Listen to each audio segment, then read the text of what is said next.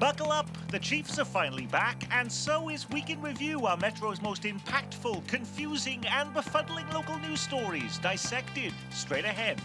Week in Review is made possible through the generous support of AARP Kansas City, RSM, Dave and Jamie Cummings, Bob and Marlise Gorley, the Courtney S. Turner Charitable Trust, John H. Mize and Bank of America N.A., co-trustees, the restaurant at 1900, and by viewers like you. Thank you. Hello and welcome, I'm Nick Haynes. In less time than it takes to deliver a pizza to your home, we slice and dice all the top stories making news in this place we call home, lifting the hood on our Metro's headlines from KMBC 9 TV news anchor Chris Ketz, from our Metro's newest newspaper, Next Page KC, Eric Wesson, KCUR investigative reporter Peggy Lowe, and former Kansas City Star news hound Dave Helling. Now, while there were more stories this week about Travis Kelce's knee than pretty much any other news topic, there were some other big local happenings worth keeping an eye on. Was it a wrongful conviction or a just sentence? It's been nearly 2 years since Detective Eric DeValcania became the first Kansas City police officer to be convicted of killing a black man. But is his manslaughter conviction and 6-year prison sentence about to be overturned? This week, the Missouri Court of Appeals revisiting the case while protesters took to the streets outside. Here's a guy that murdered my son, and you're going to let him go. We say Black Lives Matter, equal justice matters. Because I guarantee you, if there was someone that looked like me or you, we would be in jail already.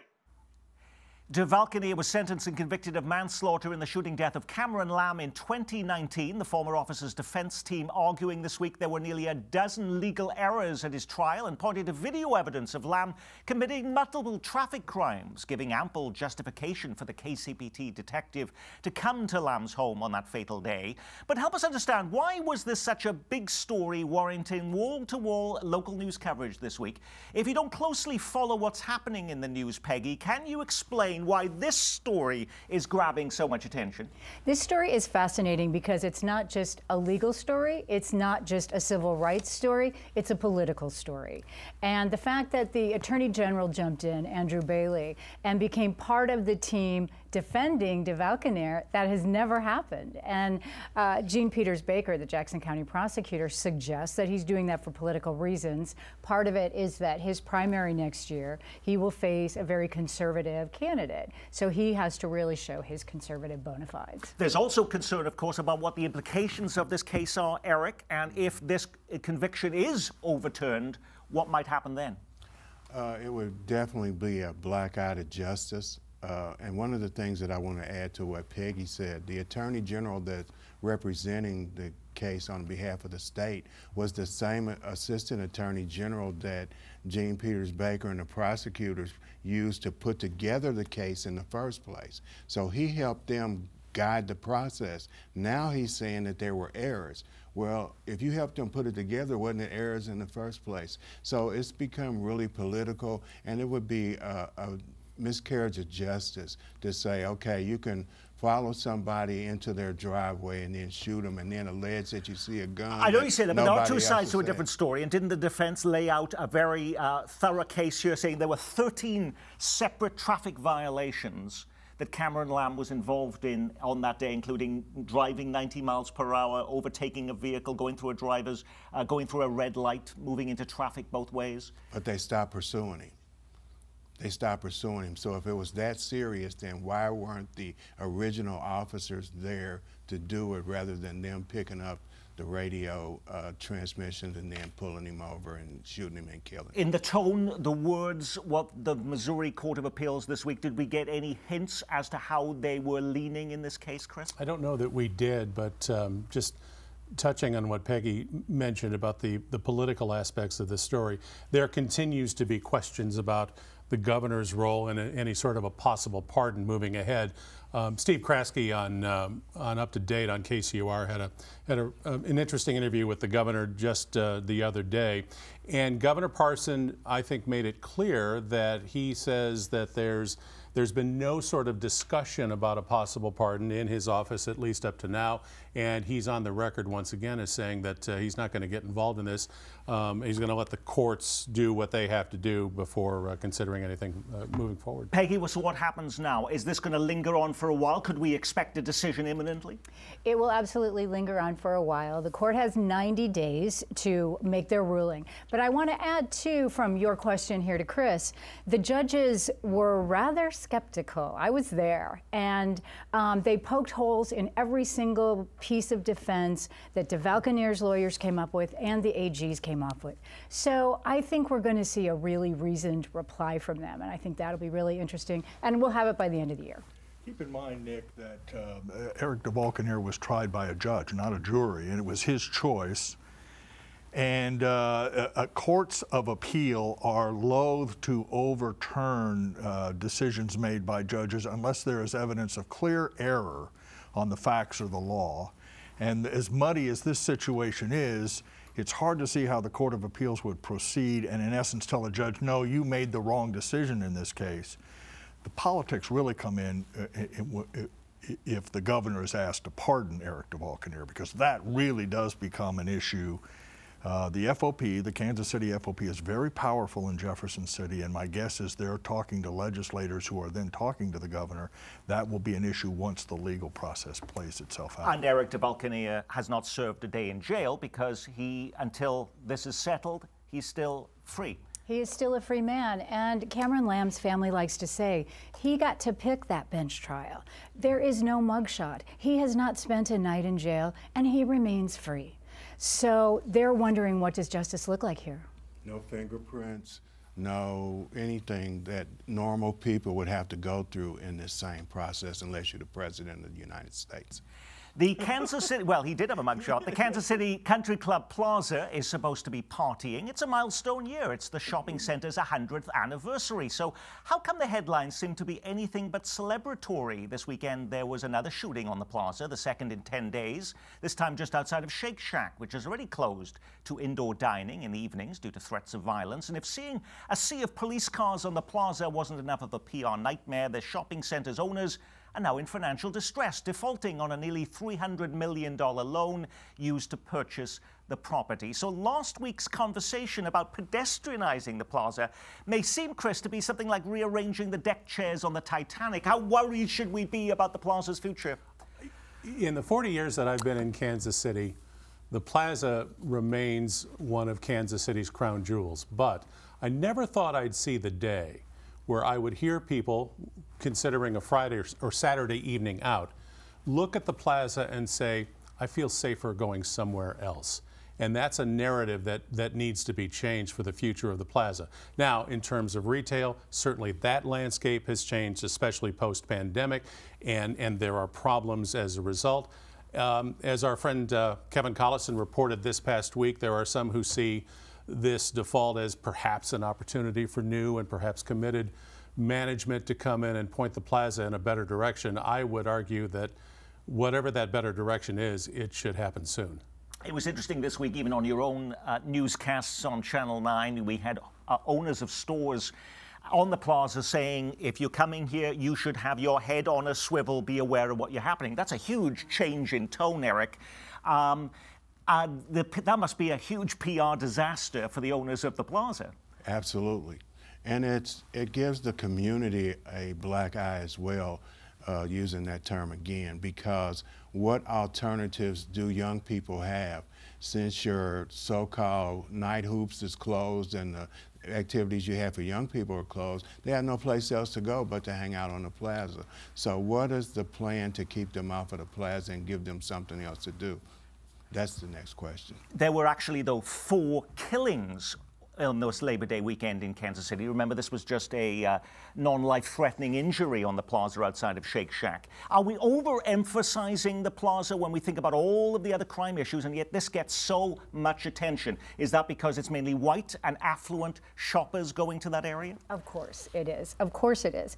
And I've only been here 12 years compared to your 40. But I see this every single summer. Oh, my heavens, people are shot on the plaza. Well, people are shot all over town here.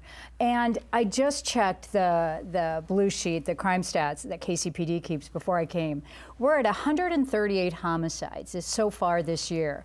The record was set in 2020, and it was 139. So we are one homicide away from a record. Is there a problem with the plaza? Yes, there is. Is it a chronic problem? Yes, it is. But this is a chronic problem for the entire city.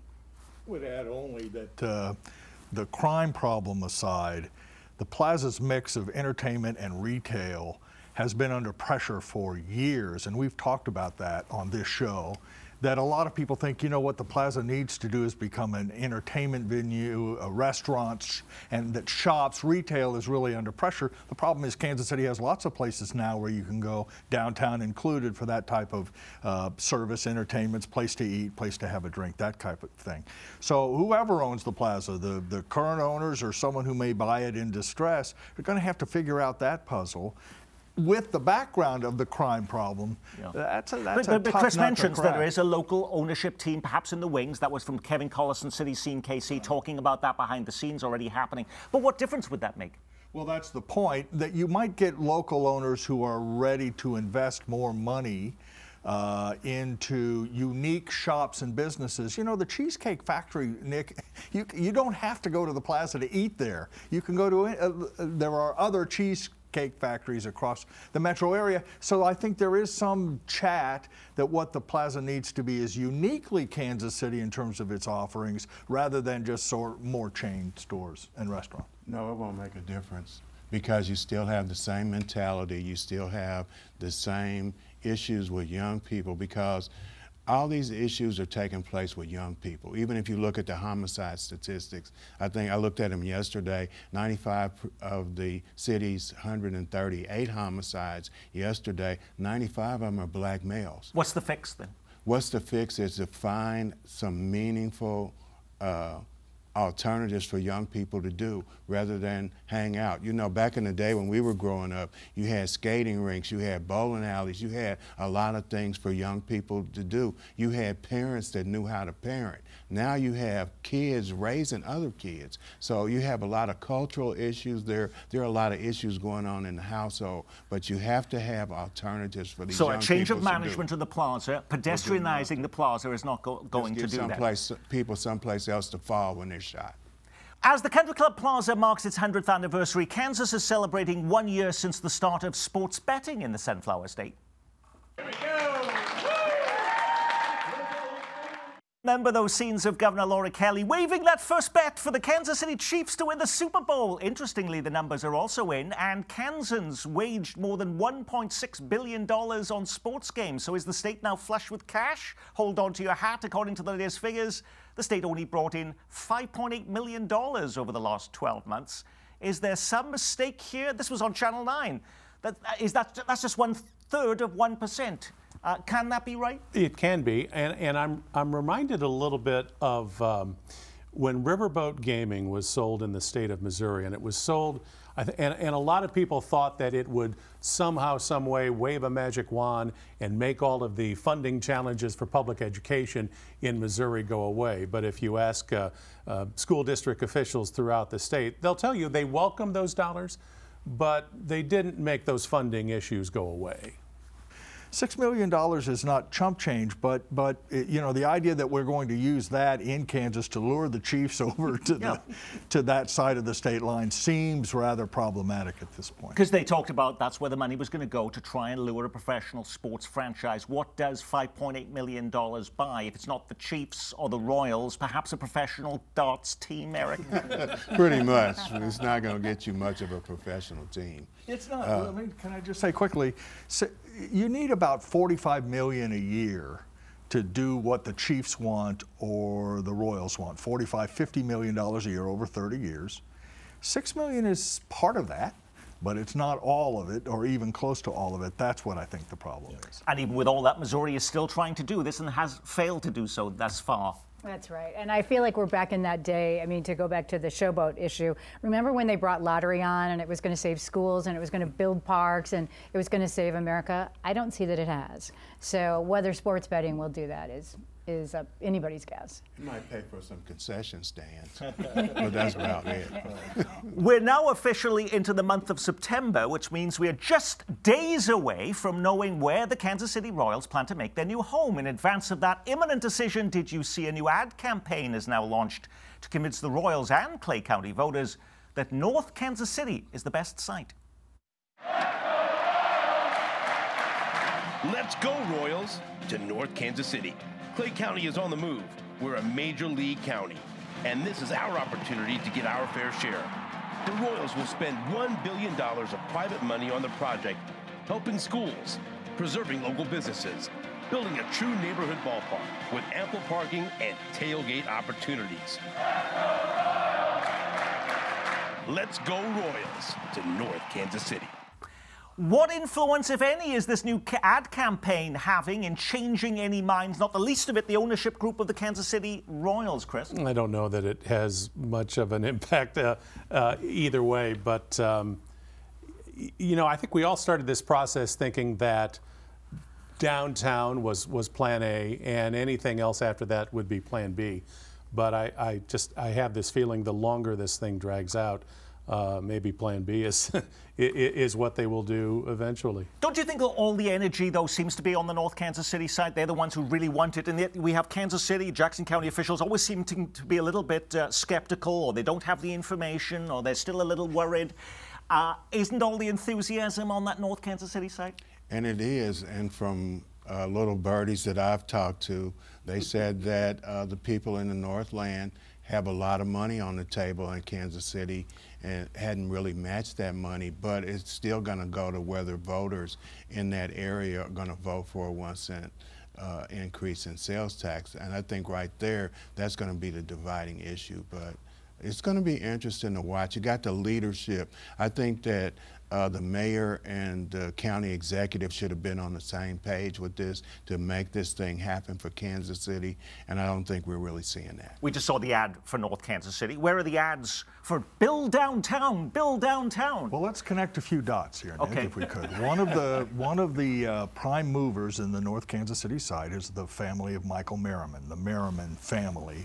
As a group, they own a lot of the property there. The Merrimans were heavily involved in the original plan for Kansas City International Airport, if you recall. They were the folks that were going to privately finance the airport bonds.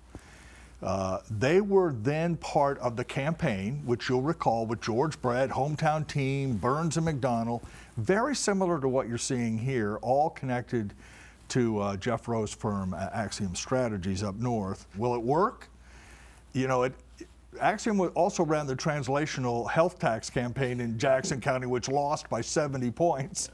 I think that the owner of the team, John Sherman, has always said, I want it downtown. So I think that that's the bet right there. I mean, I would go with what John Sherman wants. That said, I would not bet against Jeff Rowe. I mean, he's a very successful political operative, despite the last campaign that he did.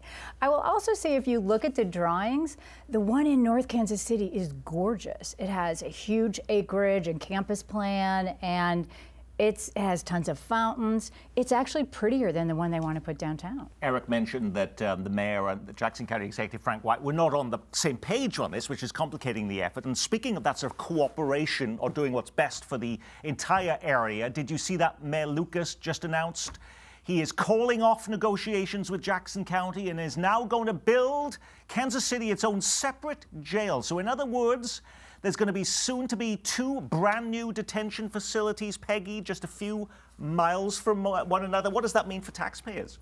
For taxpayers, they're probably going to be spending more, you know, so we can't get along, county and city executives, so we're going to build 2 jails, not just 1. And jails are a hard sell with, you know, taxpayers anyway. So it does seem sort of remarkable. That said, this has been a huge soap opera at City Hall and in the county legislature. It's also striking, Dave, that there was a time, of course, we were celebrating Wyandotte County and Kansas City, Kansas, and the consolidation of government, and we were thinking, wow, this was going to spread around our metro, that we can, you know, avoid duplicative services, and yet that fever towards consolidation clearly has never happened. Yeah. This would have been a place to do it. Yeah, and actually there's been discussions over the years of Kansas City becoming its own entity outside of Jackson County for a number of reasons that they never really went anywhere.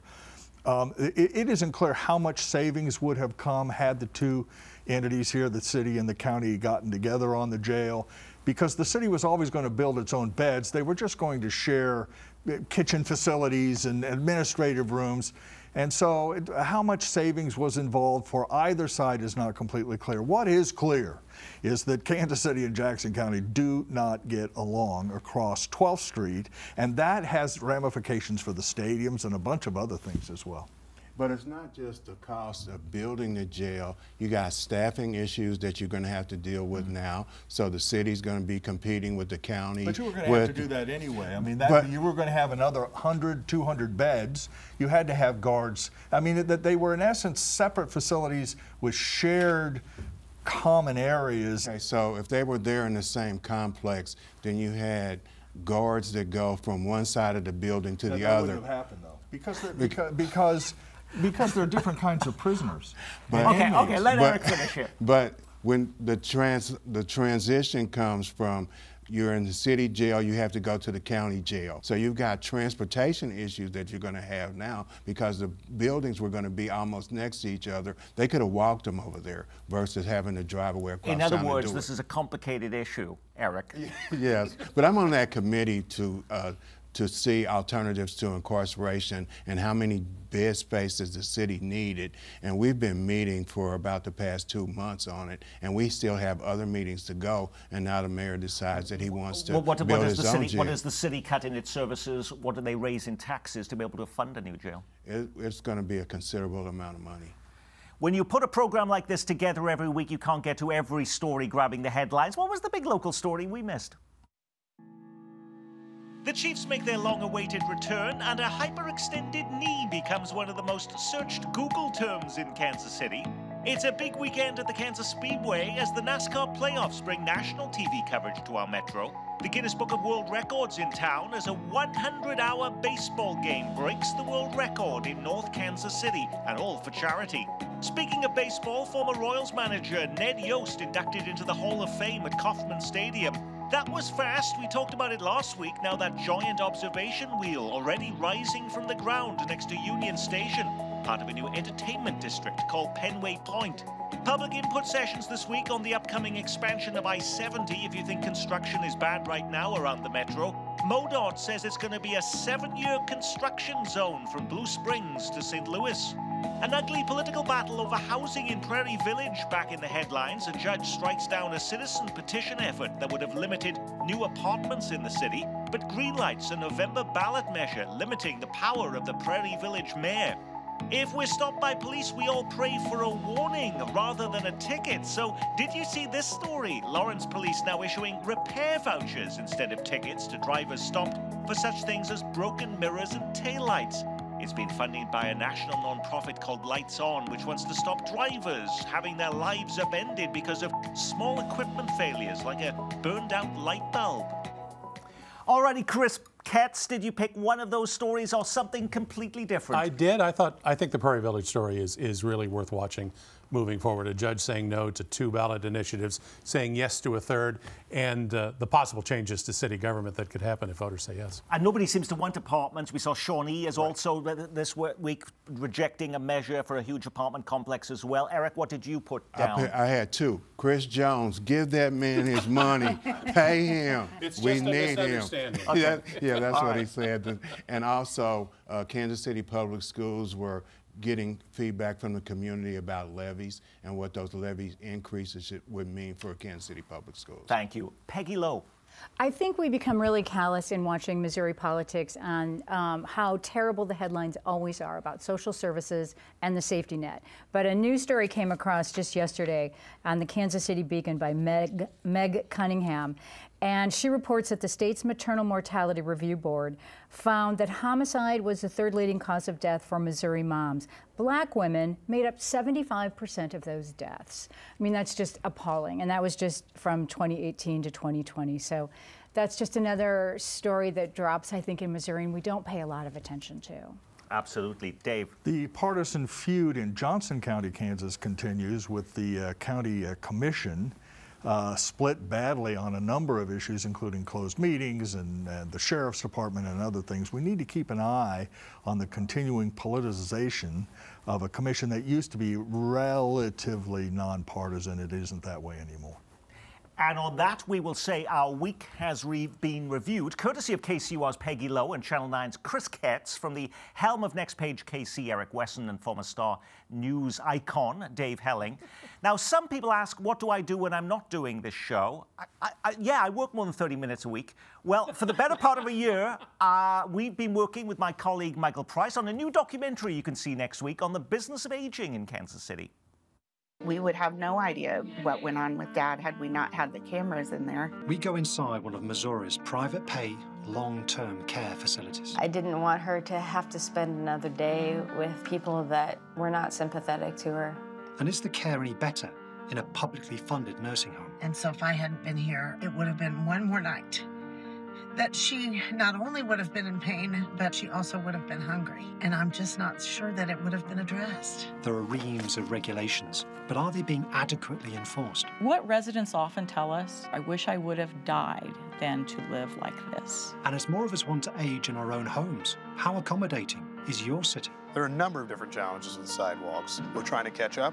Is it possible to grow old in America with dignity? We also had a real safety issue at play, let alone all my concerns around her dignity, cleanliness, hygiene. Please, I am begging you for the safety of these residents, investigate this facility. You can watch How Should We Care next Thursday night at 7 on Kansas City PBS, and stay with us immediately afterwards for a town hall on the state of aging in Kansas City. We'll see you then. I'm Nick Haynes from all of us here at Kansas City PBS. Be well, keep calm, and carry on.